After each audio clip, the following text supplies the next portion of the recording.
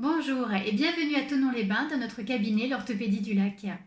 Dans cette vidéo, je vais illustrer ce que j'expliquais dans mon article sur le doigt emmaillé ou mallet finger et surtout montrer comment réaliser le strap qui va maintenir l'attelle en place. Le mallet finger, c'est la rupture du tendon extenseur au niveau de son insertion sur la troisième phalange. Donc le tendon extenseur se rompt, la phalange tombe. Pour cicatriser de ce mallet finger, on va maintenir le doigt en extension dans une orthèse pendant 8 semaines. Maintenant, je vais vous montrer comment réaliser le strap. Pour que ce soit plus facile à comprendre, je me suis mis dans votre sens.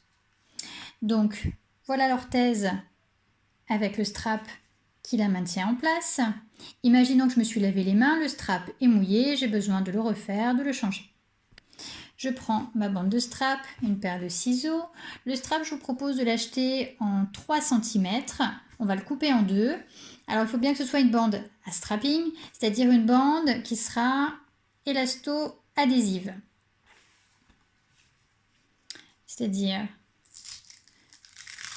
qu'elle est bien élastique et extensible.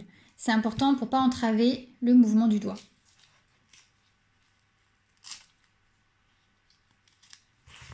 Donc on s'en découpe une petite longueur, 10-15 cm. On le coupe en deux, dans le sens de sa longueur, pour faire une bande plus fine. Cette manipulation-là, on la fait avec le strap en place, histoire d'être sûr que l'attelle ne s'échappe pas pendant la manipulation. Vous voyez que je maintiens l'attelle avec le pouce pendant que je retire le strap.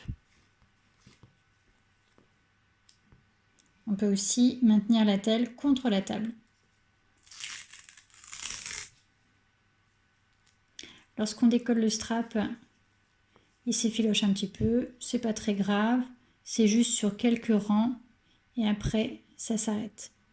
On va positionner l'attelle au milieu de ce strap et le strap uniquement sur le plastique, surtout pas le mettre à cheval et sur l'articulation et sur le plastique. Vous voyez, je suis uniquement sur le plastique. En passant dessous, je vais croiser sur l'articulation et revenir sur la première phalange. Même chose de l'autre côté. J'essaye toujours de maintenir l'orthèse en place pour ne pas qu'elle roule. Je tire le strap, je croise sous l'articulation et je reviens sur ma première phalange. Ce qui est en trop, je le découpe. On n'a pas besoin d'avoir 50 tours autour de la phalange. Ça risquerait de faire garrot. Et de toute façon, il n'y a que la couche de strap de dessous qui est adhésive et qui se maintient à la peau. Voilà, mon strap est changé. Comme je disais, on croise sur l'articulation, mais le strap se plie lorsqu'on fléchit. Et par au-dessus, les plis d'articulation sont bien libres afin de s'écarter lorsqu'on fléchit le doigt. Donc grâce à cette attelle, uniquement l'articulation qui nous intéresse est immobilisée pour favoriser la cicatrisation du tendon. Pour conclure, j'aimerais revenir sur les consignes de port de l'orthèse car elles sont primordiales pour garantir la bonne cicatrisation du tendon. L'orthèse doit être portée pendant 8 semaines en continu, sans jamais être retirée. Même une radio de contrôle, si elle vous est prescrite, s'effectuera à travers le plastique. En effet, si l'on retire l'orthèse ne serait-ce qu'un instant, il est certain que le peu qui a cicatrisé jusque-là va reflancher à nouveau et il faudra repartir de zéro dans un traitement complet.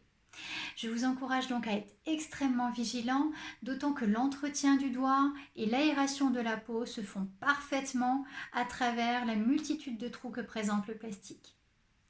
Et comme toujours, s'il y a quoi que ce soit, n'hésitez pas à nous appeler et on se revoit.